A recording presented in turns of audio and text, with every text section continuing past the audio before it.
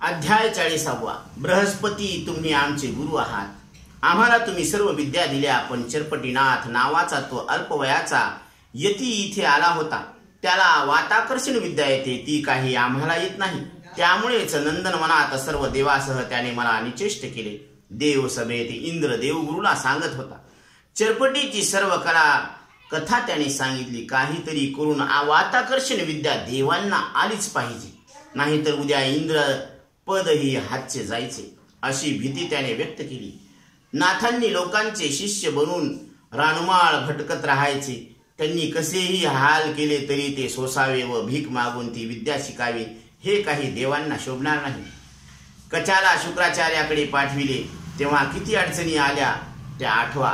तेव्हा देवाकडे कमीपणा न देता वाताकर्षण विद्या कशी मिळवावी याचा तुम्ही काही उपाय सांगा, असे इंद्र नम्रतेने म्हणाला। बृहस्पती म्हणाला, ठीक आहे, एक युक्ती आहे। तुम्ही सर्वांनी सोमयाग करण्याचा बेत करावा।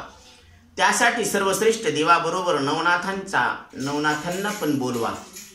त्यांना मोठा सन्मान करा, त्यांची स्तुती करा। ते प्रसन्न झाले की त्यांच्या जवळून प्रेमाने गोड बोलून ही विद्या मिळवा, हा एकच मार्ग आहे।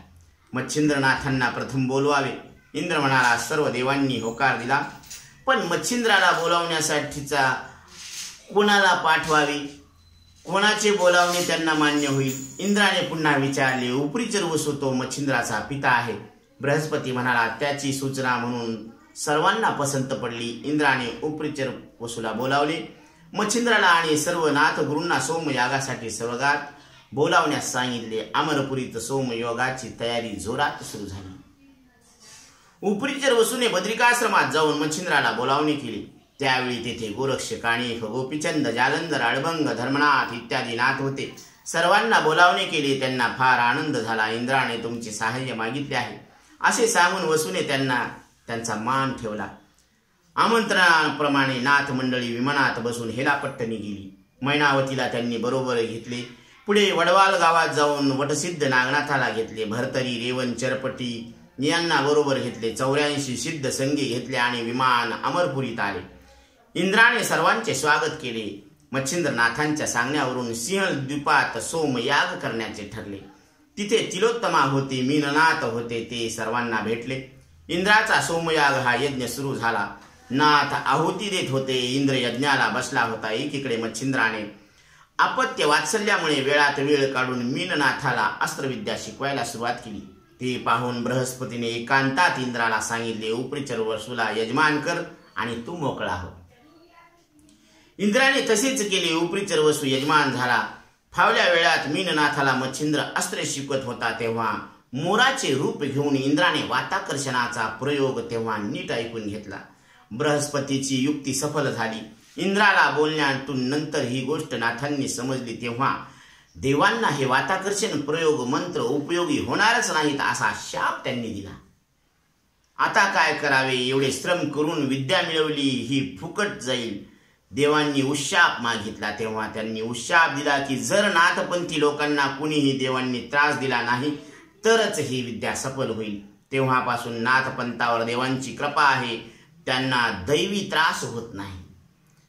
आता सोमयाग झाला होता। मच्छिंद्रनाथासह सर्व यती पृथ्वीवरील तीर्थे पाहत हिंडले। किलोतळेचा निरोप घेताना मच्छिंद्राचे मन भरून आले।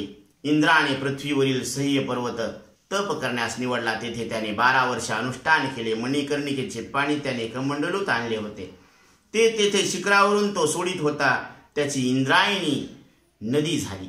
पुढे इंद्र स्वर्गात स्वस्थानी गेले। नाथांनी त्यानंतर भुलुकी अनेक वर्ष तीर्थाटन केले। त्यानंतर शके 1710 पर्यंत त्यांनी आपल्या इच्छेप्रमाणे गुप्त स्थानी समाधी घेतल्या।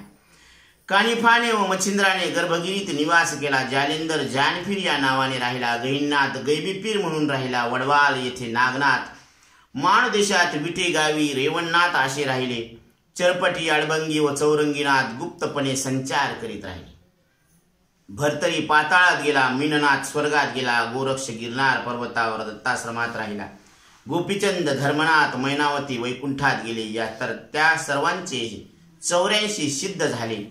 अशी ही नवनाथांची व त्यांच्या शिष्यांची अद्भुत कथा पूर्ण झाली।